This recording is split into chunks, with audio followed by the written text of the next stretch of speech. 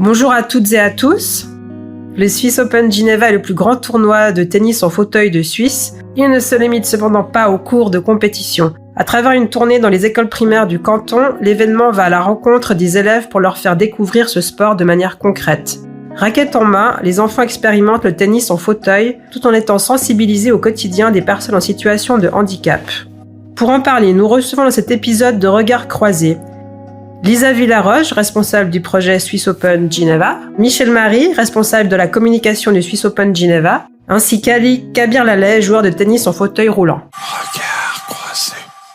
Est-ce que vous pourriez vous présenter brièvement, chacun à votre tour, et expliquer votre lien avec le tennis fauteuil et le Swiss Open Geneva? Je m'appelle Ali Reza Kabir-Laleh, d'origine iranienne en Suisse depuis plus de 40 ans. J'ai eu dans mon enfance la poliomyélite et je suis arrivé en Suisse dans les années 80 et j'ai fait du tennis en fauteuil à partir de 85. J'ai fait plein de sports, mais j'ai eu énormément de plaisir à jouer au tennis en fauteuil roulant et ça fait maintenant plusieurs décennies que je participe à ce tournoi et pour moi, à vrai dire, le tennis n'a pas de mystère. J'ai joué un peu partout, sur tous les continents, dans des pays très développés, dans des pays en voie de développement, dans des pays en guerre, dans des pays en paix. Le tennis, c'était vraiment pour moi une très bonne expérience de vie et je suis très content d'avoir cette vie et puis cette histoire. Il n'y a pas que du tennis, mais c'est une grande partie de ma vie. Moi, c'est Lisa Villaroche, je suis responsable événementielle du coup pour le Swiss Open Geneva. J'ai pas commencé comme ça, tout d'abord avec cette association. C'était dans le cadre d'un stage que j'ai découvert cette association-là avec Anthony Dissner qui était le secrétaire général. Et puis je me suis liée d'émotion avec ce tournoi, que ce soit avec les joueurs ou même les personnes du comité. Petit à petit, je me suis intégrée et aujourd'hui, je fais partie de cette association-là en étant responsable du coup des événements, dont la tournée des écoles. Moi, c'est Michel Marie, je m'occupe de la communication du tournoi depuis maintenant 6 ans, c'est ma 6e année. J'ai pas commencé en tant que responsable de la communication, au début je faisais des projets vidéo, puis de fil en aiguille, le comité de l'association, qui est un comité bénévole, m'a accordé sa confiance pour suivre à l'année la communication du tournoi. Et du coup, ça fait maintenant 6 éditions que je suis le tournoi dans sa progression, et puis on est en route vers la 40e édition là. L'association, elle est composée de membres bénévoles et ces membres bénévoles proposent des mandats pour des personnes qui organisent ou qui soutiennent l'événement à l'année. Cette année, on a une nouvelle secrétaire générale, il s'appelle Sarah Royer et du coup, Sarah, Lisa et moi, on est mandatés par l'association, chacun dans nos différents postes pour pouvoir assurer l'organisation et puis le financement de l'association et puis dans mon cas, la communication. Regards croisés.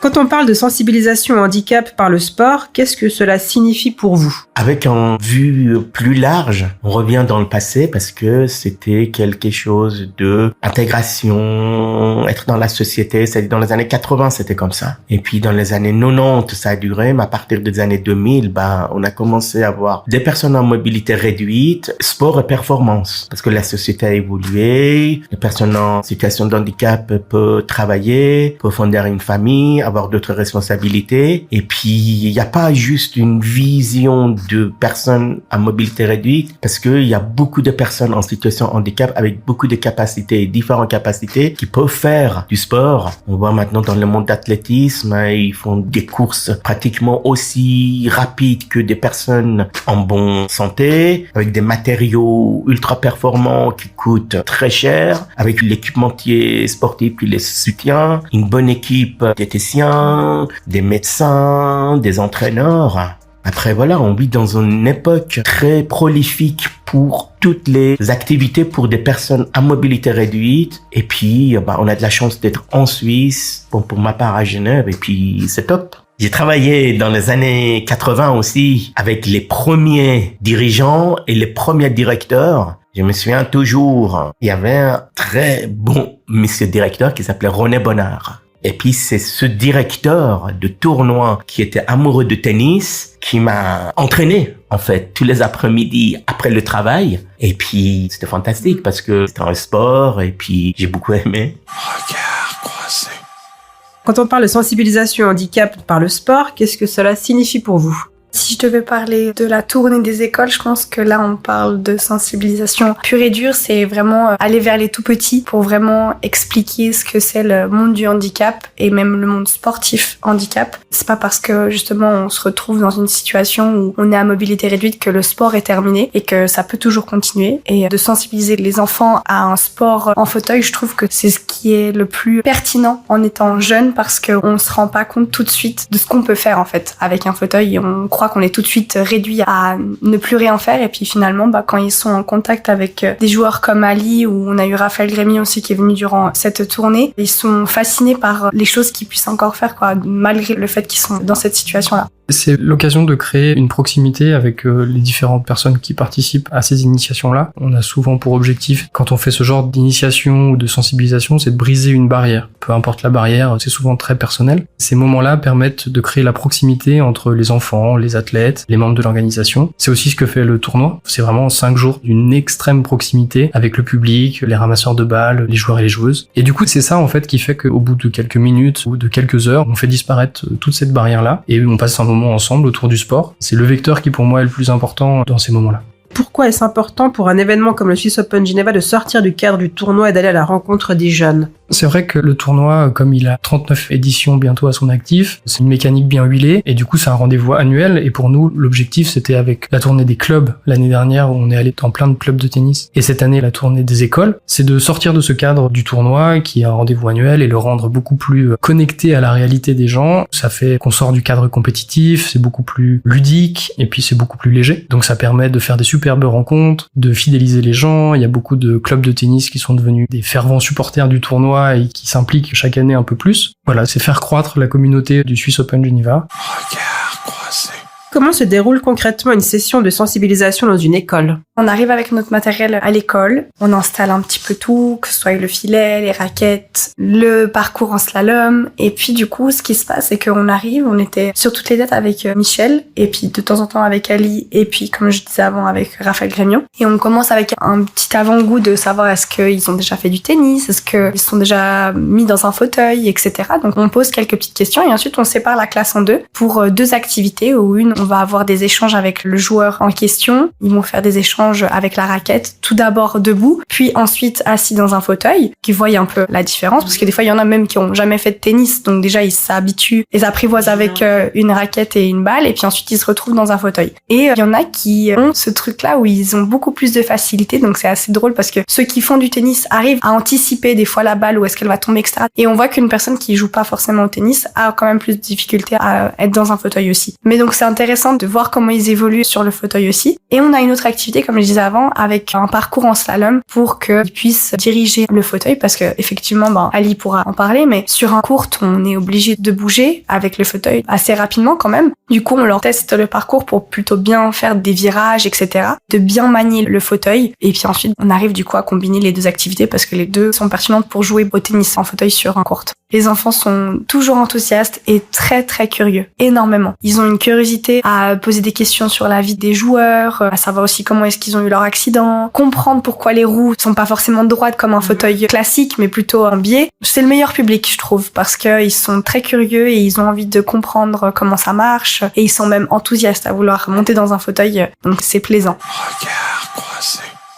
Ali, qu'est-ce qui vous a donné envie de participer à ces séances de sensibilisation ? C'est pas les premières années que je fais ça. Nous avons fait dans ces décennies que je joue. Ça m'a toujours intéressé. C'est le partage, voir comme ces enfants, les profs. Ce sont des écoles qui sont dans mon quartier. Genève, c'est pas une grande ville. C'est les mêmes enfants que je vais les croiser dans la rue, qui vont venir me dire bonjour, et puis de partager un moment de jeu, parce que l'essentiel maintenant, avec mon expérience, c'est partager le jeu. C'est s'amuser, c'est rigoler. Puis après, voilà, si on rentre dans le haut niveau, c'est un peu plus différent. Voir les émotions. Et justement, qu'est-ce que les jeunes vous demandent le plus souvent ? Ils ont pas trop de questions. C'est rigoler, c'est s'amuser. Après, il vient, qu'est-ce que t'arrives? Comment tu arrives à faire ça? Et puis, comment tu joues? On envoie la balle, on joue. Une fois qu'on commence à taper, il y a pas trop de discussion. On joue parce que le tennis, c'est un langage universel. J'ai beaucoup réfléchi sur ce jeu. Pourquoi autant de gens, même ceux qui ne jouent pas, aiment regarder. Ça transmet des émotions qui est juste incroyable. incroyable. Pourquoi on aime un sportif de haut niveau? Maintenant, je suis très content qu'on peut voir des camarades à moi qui sont dans des réseaux sociaux, qui partagent, des personnes en bonne santé, qui commentent. Je pense qu'il y a une transmission d'émotions qui est juste universelle. Selon vous, qu'est-ce qui change chez les élèves après avoir essayé le tennis fauteuil? Si on devait parler un petit peu des feedbacks qu'on avait à la fin des activités, parce que on faisait toujours justement un début où on discutait avec eux, on appréhendait un peu ce qu'ils avaient sur le tennis en fauteuil ou le fauteuil en général. Et à la fin, on demandait comment est-ce qu'ils ont trouvé les activités, si ça a bien passé, s'ils ont aimé. Et c'était un oui unanime sur le fait qu'ils avaient aimé les activités. Après qu'ils aient essayé le tennis en fauteuil, souvent, ils se rendent compte de la difficulté. C'est arrivé quand on avait un petit peu plus de temps de pouvoir faire soit Raphaël, soit Ali, des échanges par exemple avec nous. Et ils voyaient qu'ils se déplaçaient très vite. Et c'est là où ils captaient que c'était plus compliqué après avoir essayé. Ils disaient moi j'arrivais pas à faire comme ça, et puis lui il le fait tellement aisément que c'est là où ils se rendent compte de la difficulté après avoir essayé. Tandis que quand on regarde avant d'avoir essayé, je trouve qu'on ne perçoit pas la difficulté. Et donc quand ils ont essayé et après ils voient le joueur se déplacer, c'est là où ils se rendent compte que c'est plus compliqué et ils se disent ah ouais, c'est pas aussi évident que ça. Regard croisé. Ali, est-ce que vous sentez que le sport permet de dépasser certains clichés liés au handicap? Oui, maintenant avec autant de jeux, autant d'expériences, autant de rencontres humaines, et je suis content maintenant, je suis dans un club privé et je suis la seule personne en fauteuil roulant. C'était pas facile de intégrer ces clubs avec leur vision des personnes handicapées, comme je viens de dire il y a quelques années, c'était un moyen d'intégration. Après aussi, il y a un problème des partenaires. Est-ce qu'il y a quelqu'un qui en bonne santé veut jouer avec une personne à mobilité réduite qui joue au tennis? Et puis moi je suis arrivé, je suis très content parce que je partage un moment sportif, après on discute, on boit un verre et puis tout va bien. Quand on a un handicap, ce n'est pas normal. Ce n'est pas normal de se déplacer en fauteuil roulant. Ce n'est pas normal de passer les rails de train pour arriver ça et ça. Mais ça donne une opportunité parce que nous sommes dans cette société occidentale, surtout en Suisse, à Genève, qui est super bien organisée. Et puis ça, c'est fantastique, je veux dire. Après, il faut avoir une résilience aussi, de partager ce jeu. Moi, il y a plein de joueurs et joueuses qui me demandent des conseils. Comment je peux faire ça? La personne qui a joué ce matin, elle me dit, est-ce que tu peux me coacher? Je dis, OK, je peux même partager. Puis tout ça, là, sans attendre une participation financière ou attendre quelque chose. Je partage mon savoir. C'est fantastique. En matière de communication, comment parler du handicap sans tomber dans la pitié ou les clichés? En fait, on parle jamais du handicap sous cet angle-là. Pour nous, le plus important, c'est de faire la promotion de la compétition, de l'enjeu que rencontrent les différents joueurs et joueuses quand ils viennent à notre tournoi. Pour eux, c'est un enjeu d'une compétition internationale de très grand niveau, donc ils sont là pour chercher des points, pour avoir des bons résultats et pour pouvoir chercher des partenaires après. Donc pour nous, c'est vraiment pas un angle qu'on considère. Le but, c'est vraiment d'orienter sur la compétition, le sport de haut niveau. Pour revenir à votre question, si jamais on tombe dans cet angle-là, c'est souvent quelque chose qui est partagé par des gens qui connaissent assez mal le sport handicap. Avec notre tournoi, on permet de briser cette barrière et puis de ramener tout à fait au centre du débat la compétition et pas du tout le handicap. Regard croisé. Pourquoi le sport est-il un bon outil pour parler du handicap aux jeunes? Quand chaque année les ramasseurs et ramasseuses de balles reviennent au tournoi pour les plus fidèles, c'est à eux que je pense tout de suite quand j'entends cette question. Le sport, c'est un vecteur exceptionnel de partage, et donc les enfants, ils sont là pour soutenir les athlètes qu'ils préfèrent, les athlètes pour qui ils adorent ramasser, et pour d'autres où ils ont moins d'affinité, mais ils sont quand même contents d'être là, et du coup, je trouve que c'est le meilleur moyen, en fait. Par le biais du sport, on partage, comme le disait Ali, un langage universel, et puis le but, c'est de passer du bon temps ensemble, sans se soucier de quoi que ce soit d'autre que les résultats, et puis le plaisir qu'on a pris sur le terrain. Qu'est-ce que le fait de pratiquer même quelques minutes apporte de plus qu'une simple discussion en classe? C'est vraiment une toute autre approche. Le fait de pouvoir essayer et le fait de pouvoir en discuter, c'est vraiment deux choses complètement différentes, surtout pour un enfant qui a besoin de des fois se dépenser, a besoin de toucher, a besoin de sentir ce que c'est d'être dans un fauteuil. Tandis que si on lui en parle, c'est pas tangible pour lui. Il a besoin d'avoir ce côté un peu plus pratique pour imaginer comment est-ce qu'on se comporte en tant que joueur en fauteuil roulant. Donc les différences sont là en fait. C'est vraiment le côté plus tangible quand on essaye que quand on en discute avec un enfant surtout. Après, avec un adulte, je pense qu'il n'y a pas forcément beaucoup de différence avec un enfant finalement parce qu'un adulte a aussi besoin d'essayer même s'ils sont des fois un peu plus timides. C'est ce qu'on avait pu voir lors de la tournée des clubs, c'est que la plupart des personnes qui voulaient essayer étaient des enfants et les adultes étaient très peu à vouloir essayer. Mais dès qu'il y en avait un ou deux qui commençaient à vouloir tester, finalement c'était un mouvement de groupe qui arrivait parce que tout le monde avait envie de tester. Et en fait l'adulte ils se sont un peu plus gênés d'essayer tout de suite de se mettre dans un fauteuil, c'est peut-être mal vu, ils sont pas à l'aise. Tandis qu'un enfant, il conscientise pas du tout ça, il rentre dans le fauteuil et puis il a envie de tester. C'est quelque chose qu'on voit très facilement, surtout quand on fait le village du tennis chaque année avec la ville de Genève en marge du Go Net Geneva Open. Et je pense avec cette question à un moment très spécifique où on a eu la chance de faire venir 2 joueurs ATP sur le terrain au bord du lac Léman. Ali et Raphaël, ils ont pu jouer avec Laszlo Djere et Lorenzo Sonego. Et du coup, ces 2 joueurs-là, au début, ils sont debout, ils font des échanges en double, et puis dès qu'ils passent au tennis fauteuil, et bah du coup, le regard change, et on voit qu'ils s'adressent directement aux joueurs, à Ali, à Raph, et demandent des conseils. Et du coup, c'est ça en fait que ça fait, c'est que tout de suite, ils passent dans une position où ils doivent demander des conseils. C'est plus les experts, et c'est ça qu'on cherche en fait, le partage. Regard croisé. Qu'aimeriez-vous que les élèves retiennent après vous avoir rencontré?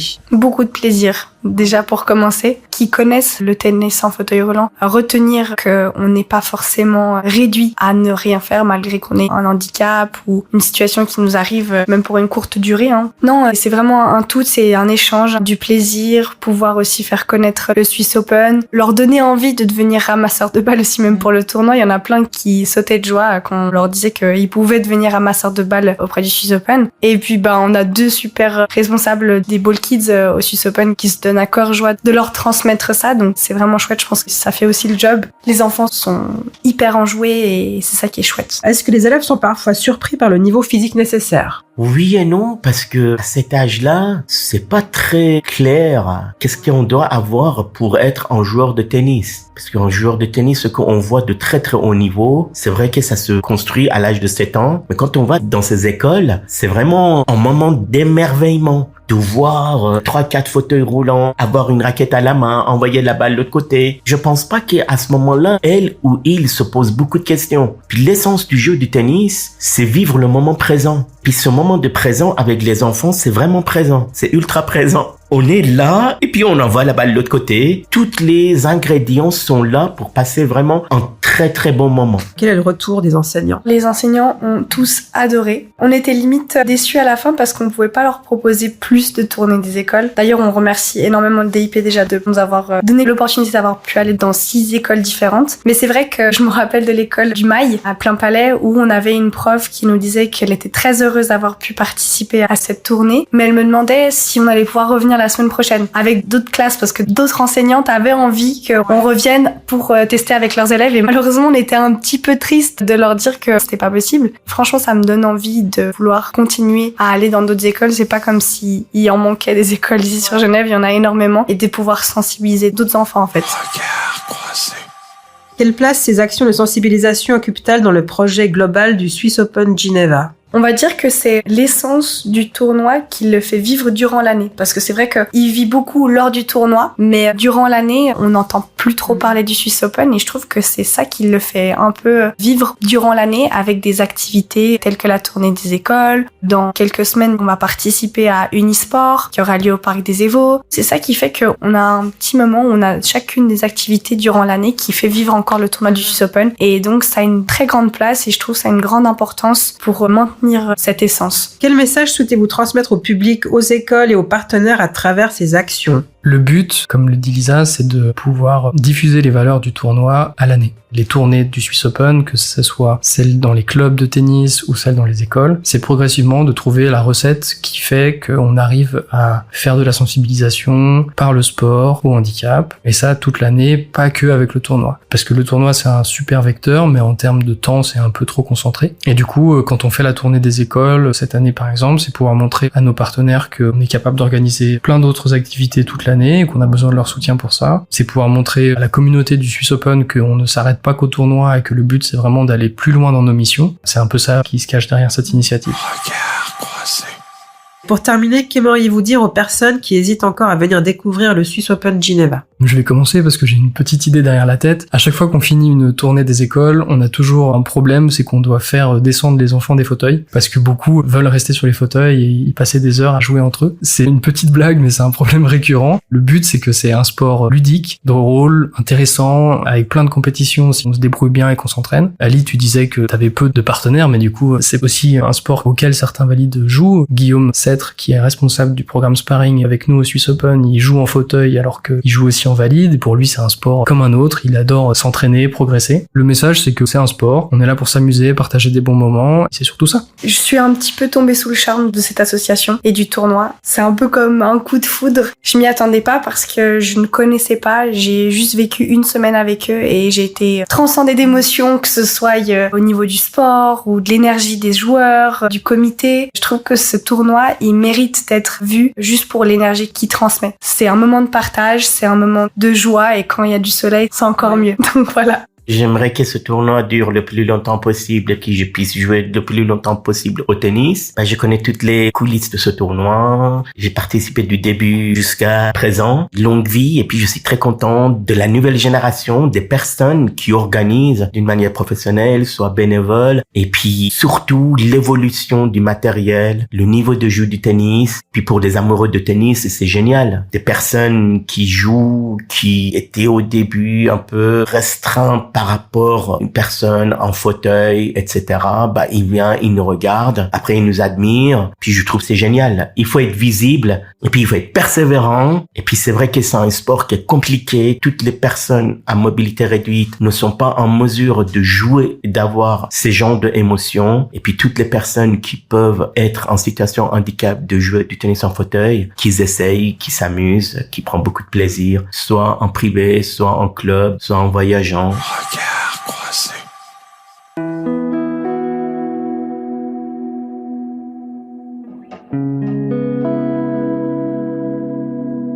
Merci beaucoup à tous les trois pour ces échanges. Longue vie au Swiss Open Geneva. C'était Regard croisé pour Synergie Mag. N'oubliez pas de partager et de commenter.